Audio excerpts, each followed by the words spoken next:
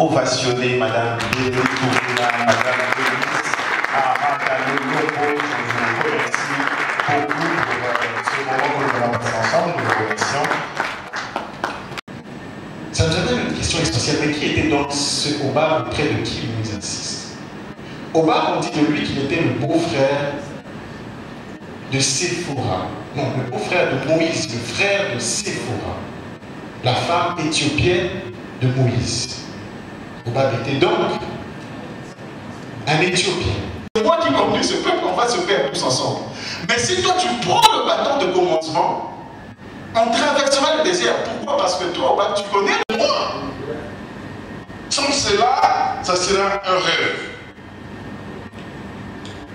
Depuis les années, l'Union africaine, alors Organisation de l'Unité africaine, avait... Je représente la ministre de la Jeunesse et Éveil Patriotique qui vont nous dire ce qui se passe du côté du gouvernement. Est-ce que sous vos ovations, on peut recevoir Monsieur Tony Simbi Goy?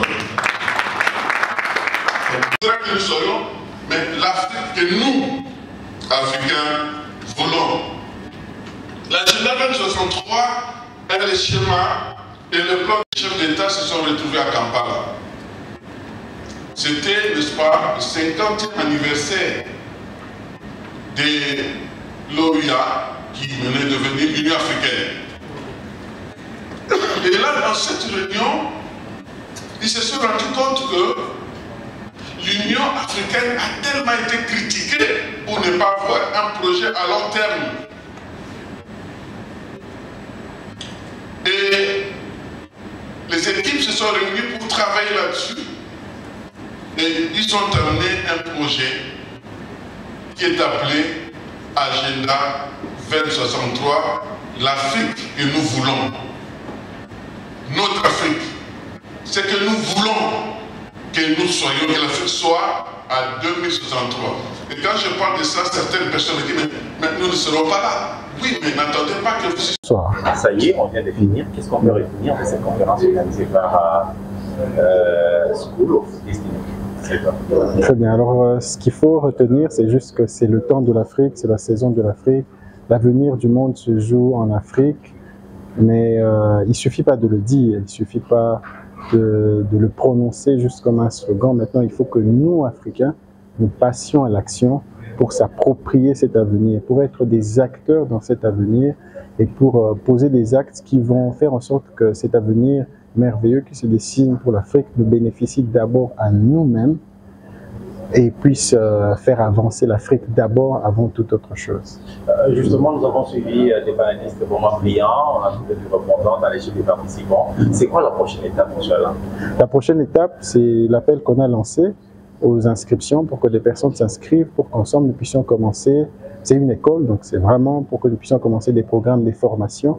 Mais au-delà des programmes de formation, comme je l'ai dit à School of Destiny, on met de l'accent sur le pragmatisme. On veut vraiment, au-delà des leçons, des formations, des enseignements qui sont donnés, on veut ensemble commencer à mener des actions. On veut pas, faut plus que les jeunes travaillent en effort dispersé, c'est-à-dire chacun fait les choses de son côté. On n'arrive pas à des gros résultats comme ça. Il faut que les jeunes se mettent ensemble autour d'une table, se constituent en réseau, en synergie, pour des résultats plus rapides et des résultats plus grands que ce que nous pouvons accomplir individuellement. Donc ce sera des programmes de formation, mais ce sera aussi un réseau, une synergie, des actions que nous allons commencer ensemble afin que chacun puisse monter au niveau où il doit monter pour que d'ici 10, 15, 20, 30 ans, que nous puissions constituer l'élite de ce pays qui va vraiment mener ce pays et plus généralement notre continent à son apogée. Si ce n'est pas un secret de politicien, M. Alain, est-ce que School of Destiny compte étendre ses activités? Parce que changer l'homme en Congolais, c'est pas seulement Kinshasa. Est-ce que vous pensez étendre vos activités à Lubumbashi, à Goma et dans les RPI, notamment la partie centre du pays? Exactement, ça c'est vraiment ce qui est prévu. Ce n'est même pas dans un futur très lointain, c'est vraiment des projets à moyen terme. Le programme de formation, par exemple, qu'on a commencé au niveau des écoles, on l'a commencé à Kinshasa, mais dans les 3 années à venir, la vision, c'est vraiment de pouvoir étendre ça dans les écoles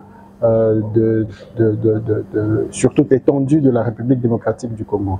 Donc oui, il y a des perspectives d'extension d'abord au Congo, mais ensuite, étant donné que c'est une vision pour l'Afrique, il y a des perspectives d'extension au niveau africain.